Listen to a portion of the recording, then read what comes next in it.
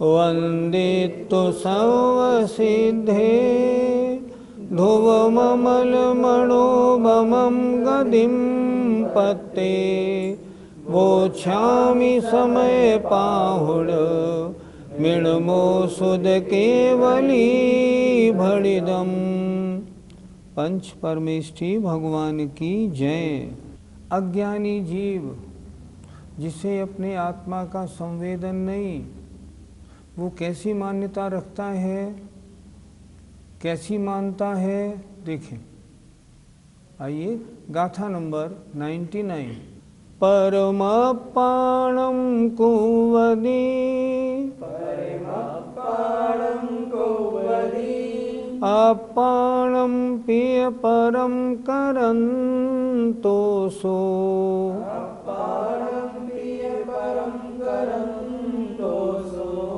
अण्णाणमयो जीवो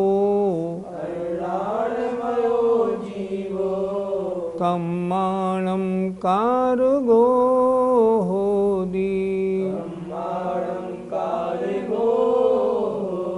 बोलिए, परमपाणं कुवदी अपाणं पिय परं करन्तो सो अण्णाणमयो जीवो कम्माणं कार्गो होदि। परमपाणं कुवदी अपाणं पिय परं करन्तो सो अण्णाणमयो जीवो कम्माणं कार्गो होदि। परम अप्पाणम संधि विच्छेद। परमप्पाणम परम अप्पाणम पर को अपने रूप, कुव्वदी करता हुआ, और अप्पाणम अपने को भी, और परम पर रूप करंतो सो करता हुआ वह। कैसा है वह अज्ञानी? अपने को, पर को अपने रूप कर रहा है, अपने को पर रूप कर रहा है। ऐसा वह अण्णाणमयो अज्ञान में, जीवो माने जीव, कम्माणम कर्मों का, कार्गो करने वाला होता है, करता होता है। फिर एक बार देखें, परम अप्पाणम, परम माने अन्य को, पर को अप्पाणम अपने रूप, कुव्वदी करता हुआ, अप्पाणम और अपने को भी, पिय और परम माने पर रूप, करंतो सो करता हुआ वह। अण्णाणमयो जीवो अज्ञानमय जीव कर्मों का कर्ता होता है। कर्मों का कर्ता कौन होता है? अज्ञानी जीव, जिसको अपने और पर के बारे में सही ज्ञान नहीं है, जो पर को अपने रूप कर रहा है, अपने को पर रूप करता है, वह अज्ञानी है। और वह ऐसा अज्ञानी कर्मों का कर्ता होता है। अगर ज्ञानी हो तो कर्मों का कर्ता नहीं होगा। पर को अपने रूप करता हुआ और अपने को पर रूप करता हुआ वह अज्ञानी जीव कर्मों का कर्ता होता है। पंडित जी, तो अपनी मान्यता कैसी होनी चाहिए? जो मेरा है उसे मैं अपना मानूं, जो पर का है उसे पर मानूं। कितना अच्छा लिखा है, देखो। तू चेतन अरु देह अचेतन, यह जड़ तू ज्ञानी, मिले अनादि यतन सो बिछुड़े, ज्यों पे अरु पानी। कितना अच्छा लिखा है। तू चेतन है, शरीर अचेतन है, यह जड़ है, तू ज्ञानी है, अनादि से मिले हैं और बड़े यत्न से बिछुड़ पाएंगे। कैसे? जैसे दूध और पानी थन से निकलता है तो मिला हुआ निकलता है, तपाने से पानी उड़ जाता है, दूध रह जाता है। उसी तरह अनादिकाल से आत्मा का और कर्मों का मेल है। इसको कैसे अलग करें? तपस्या करने से कर्म झड़ जाते हैं, आत्मा शुद्ध हो जाता है, और जो एक उसकी आत्मा की शुद्धता में जो अशुद्धि थी वो दूर हो जाती है। क्या लिखा उन्होंने? रूप तुम्हारा सब सो न्यारा, भेद ज्ञान करना। तुम कैसा है तुम्हारा? तुम्हारा रूप तो सबसे भिन्न है। न तुम पुद्गल हो, न धर्म, न धर्म, न आकाश, न काल, इस सबसे भिन्न जीव रूप हो। वो भी अन्य जीव भिन्न है, तुम सबसे अलग हो। कोई अन्य जीव भी तुम्हारा नहीं। कैसे करें? तो ऐसा करना, यतन सो बिछुड़े, यत्न पूर्वक पहले भेद विज्ञान, फिर आगे बढ़ो, तपस्चरण, मुनि बनो, ध्यान लगाओ, निर्जरा होगी, कर्म सारे अलग हो जाएंगे, आत्मा पवित्र हो जाएगी। लेकिन ये होगा कब? जब अपने को अपना मानोगे और पर को पर का मानोगे। पर में ही उलझे रहोगे ना तो हमेशा कर्मों का बंध होता रहेगा, निर्जरा होने की नौबत नहीं आएगी, हम अज्ञानी ही बने रहेंगे। इसलिए अपनी परिणति को बदलें। मैं क्या हूँ, मेरा क्या है, मेरा क्या नहीं है, सामने वाले का कौन नहीं है, इसको अच्छी तरह सोचना है। मेरा क्या है? मेरा ज्ञान दर्शन मेरा है। स्त्री पुत्र परिवार मेरा कोई नहीं, मैं तो आत्मा मात्र हूँ। अगर ऐसा करेगा ना तब तो ज्ञानी कहलाएगा, नहीं तो अज्ञानी बना रहेगा। गाथा नंबर 99 का पद्यानुवाद देखिए। हे अन्य रूप करता निज को विमोही, ओ आत्म रूप करता जड़ अन्य को ही। हा मूढ़ जीव विधि बंध को जुटाता, देकार कातर निरंतर पीर पाता। पीर माने दुख, धिक्कार है ऐसे कातर को जो निरंतर दुखों को पाता रहता है। कारण अज्ञानता। आइए अब गाथा नंबर 100 बोलते हैं। परम पाणम कोवम,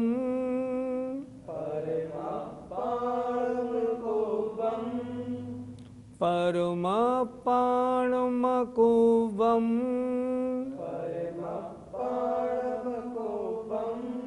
अपाणम पिय परम अकुवंतो,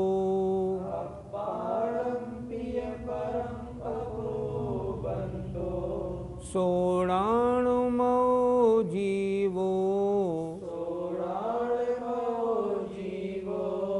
कम्माणमकार गो होदी।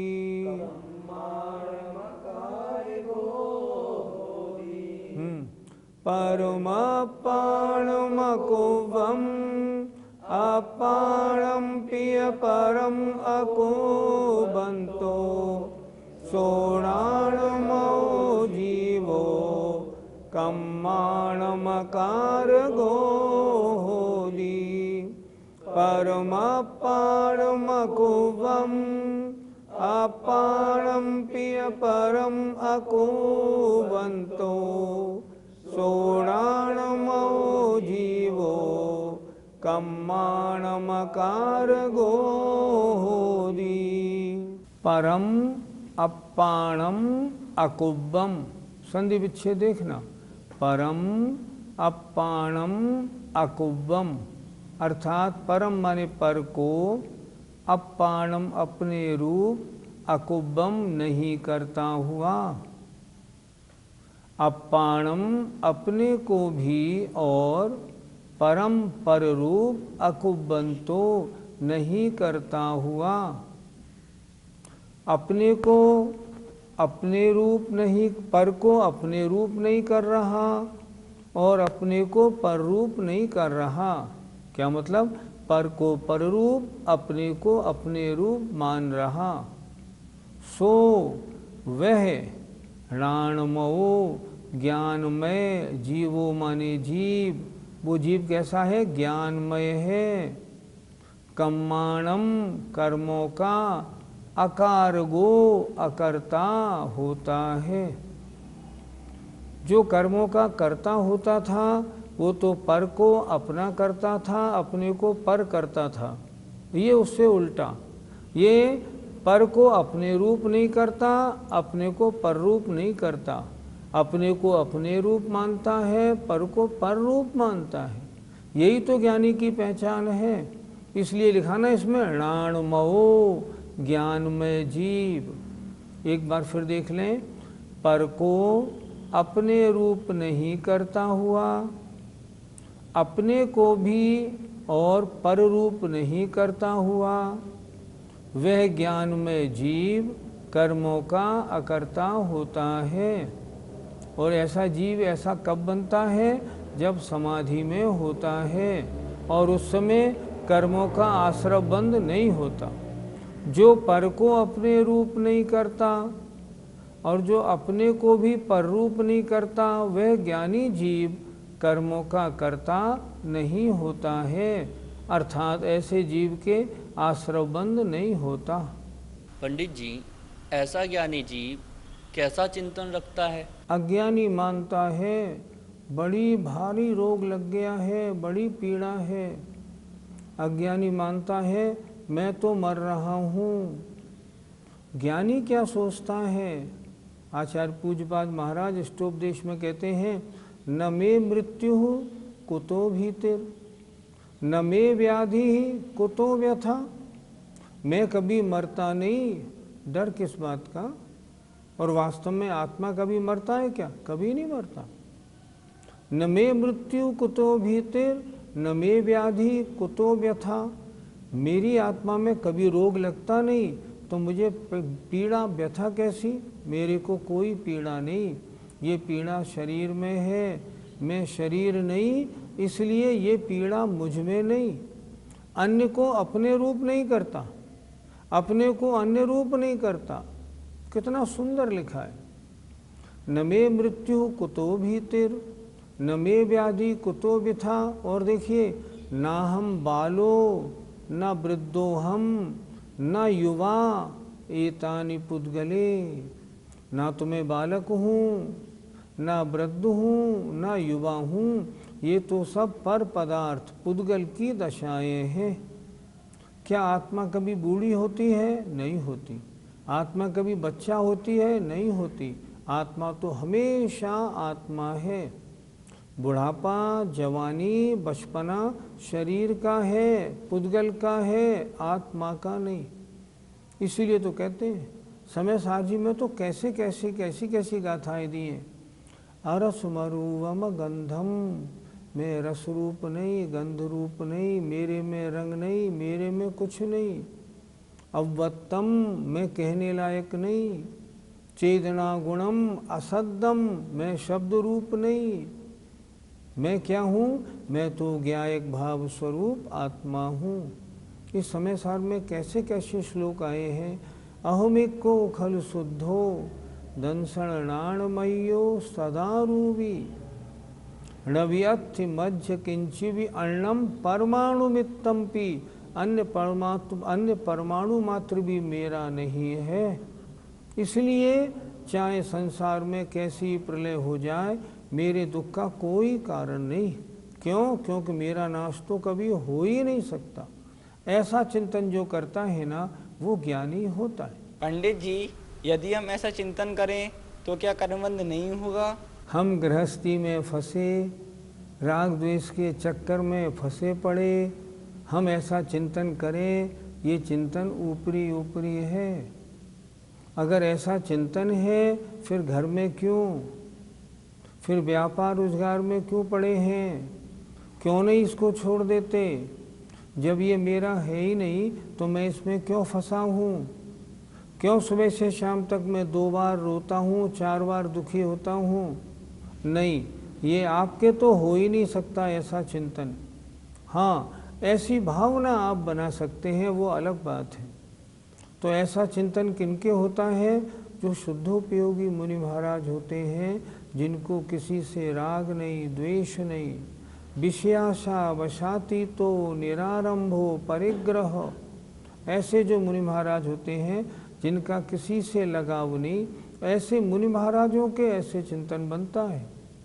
लेकिन जब वे ऐसे चिंतन में रहते हैं, मान लो, तो जनरली शुभोपयोग होता है। और जब वो शुद्धोपयोग में आ जाए, ऐसे चिंतन में डूब जाए, तब क्या होगा? शुद्धोपयोग होगा। उस शुद्धोपयोग के समय क्या कर्मबंध नहीं होगा? कर्मबंध तो होगा। कर्मबंध तो अरहंतों के भी होता है। 13वें गुण स्थान में कर्मबंध तो होगा, लेकिन वो कर्मबंध संसार का कारण नहीं है, उससे कोई विशेष नुकसान होने वाला नहीं। कर्म बंधन 10वें गुण स्थान तक तो एक मोहिनी छोड़ के सबका होता है। मोहिनी का 9वें गुण स्थान तक होता है। 11, 12, 13वें गुण स्थान में एक सातावेदनी का आश्रय बंद होता है, तो बंद तो वहाँ भी होता है। यहाँ ऐसे जीव के शुद्धोपयोगी के बंद तो है, लेकिन वो संसार का दुख का कारण नहीं, इसलिए इस बंद को बंद नहीं माना। लेकिन फिर भी अगर हम गृहस्थ अवस्था में ऐसा चिंतन करते हैं, तो वह चिंतन हमारी भावनाओं को बड़ा पवित्र बनाता है, हमें आगे बढ़ के मोक्ष मार्ग में आने के लिए हमें प्रविष्ट कराता है। आगे बढ़ो, और ऐसे ही जीव आगे बढ़ते हैं। गाथा नंबर 100 का पद्यानुवाद। जो अन्य को निजमयी करता नहीं है, ओ आप को परमयी करता नहीं है। ज्ञानी वही मुनि वशी सुख बीज बोता, ना कर्म बंद करता निज लीन होता।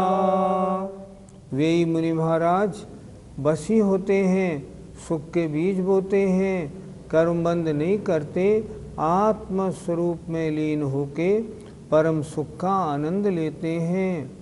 यों चिंत निज में थिर भये, तिन अकथ जो आनंद भयो। सो इंद्र नाग नरेंद्र वा, अहमिंद्र के नाही कहो। ऐसा आनंद शुद्धोपयोग में मुनि महाराज को आता है। जय जिनेन्द्र।